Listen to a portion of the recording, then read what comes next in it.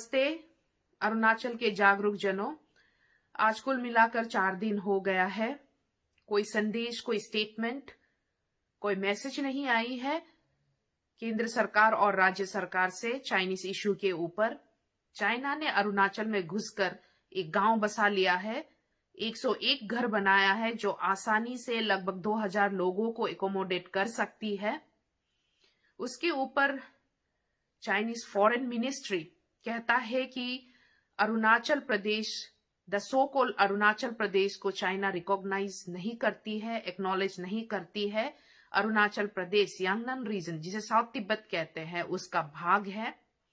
फिर भी केंद्र सरकार और राज्य सरकार चुप्पी साधी हुई है। ये बात किसी को समझ में नहीं आ रही है।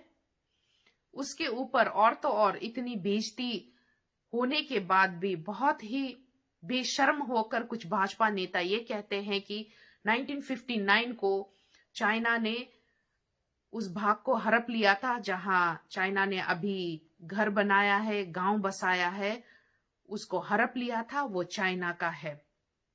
बिना सटीक जानकारी के कुछ भाजपा नेता नेशनल मीडिया में अरुणाचल को पहले ही बेच चुका है।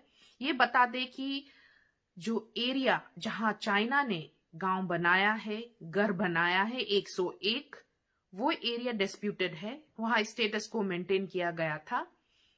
अब तक स्टेटस को मेंटेन करने का मतलब ये होता है कि दोनों देश अपने अपने आर्मी को विड्रॉ करे ताकि वहां शांति बन सके, शांति बनाए रख सके। तो अब 1959 से अब तक वहां कुछ किसी का कोई इंटरप्शन नहीं था, कुछ नहीं था। तो अचानक से 2020 को चाइना ने वहां कैसे गांव बसा लिया? तो ये बहुत ही संदेह भरा सवाल है। केंद्र सरकार को जवाब देना होगा, राज्य सरकार को जवाब देना होगा कि ऐसा डेवलपमेंट कब से शुरू हुआ, किस लिए हुआ। ये बात बहुत ही फॉर्चुनेट वाली बात है कि US based satellite imagery and mapping company नहीं होता तो आज हम सब जनता को यही नहीं पता चलता कि चाइना जो है अरुणाचल में घुसकर क्या क्या एक्टिविटी कर रही है। भारत सरकार तो हम सब से ये बात छुपाती ही है। देखिए, धोकलम का केस ले लीजिए, गलवान वैली का केस ले लीजिए। अब अरुणाचल का बहुत सारी चीजें हैं जहां चाइनीज बहुत सारे गलत गैर कानूनी तरीके से बहुत सारी एक्टिविटी कर रहे, वो नहीं बताया जाता हम लोगों को। हमारे यहाँ अरुणाचल से लोग किडनैप हो जाते हैं। चाइनीज आर्मी बार बार आके अरुणाचल के अंदर घुस जाता है, लोगों को तंग करता है। फिर भी भारत सरकार कुछ नहीं कहता, चुप्पी साधती रहती है, अपना मौन व्रत धारण करते हुए बैठे हैं। और ये बात ये है कि और एक बात है कि जैसे कि 2 साल पहले हमारे जो होम मिनिस्टर है अमित शाह जी आए थे अरुणाचल में स्टेटहुड के समय, कहे थे कि 50,000 करोड़ लगाए हैं रोड कनेक्टिविटी के लिए अरुणाचल प्रदेश में। अब रोड कहाँ बना है?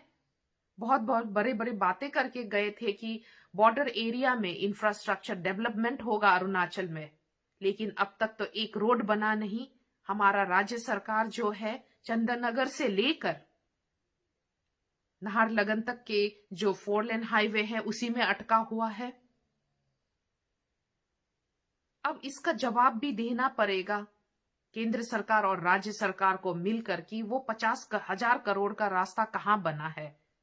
बॉर्डर में तो कोई इंफ्रास्ट्रक्चर डेवलप नहीं हुआ है।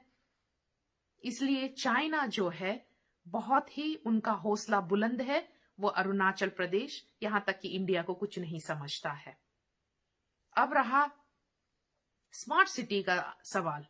स्मार्ट सिटी तो बस होर्डिंग्स पे लगे हैं दुकानों में कि स्मार्ट सिटी अरुणाचल में बन गया है या बन रहा है, लेकिन चाइना ने अरुणाचल में घुसकर, इंडिया के सरजमी में घुसकर अपना स्मार्ट सिटी बना लिया है। अब ये बताइए कि हम अरुणाचल वाले, Arunachal Pradesh as a state India के लिए मैटर करती है या नहीं?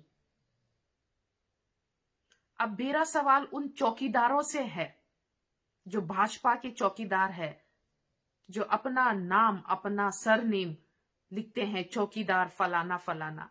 उन चौकीदारों से हमारा ये सवाल है कि आपने चौकीदारी सही ढंग से नहीं की है। आपकी चौकीदारी में कमियां हैं।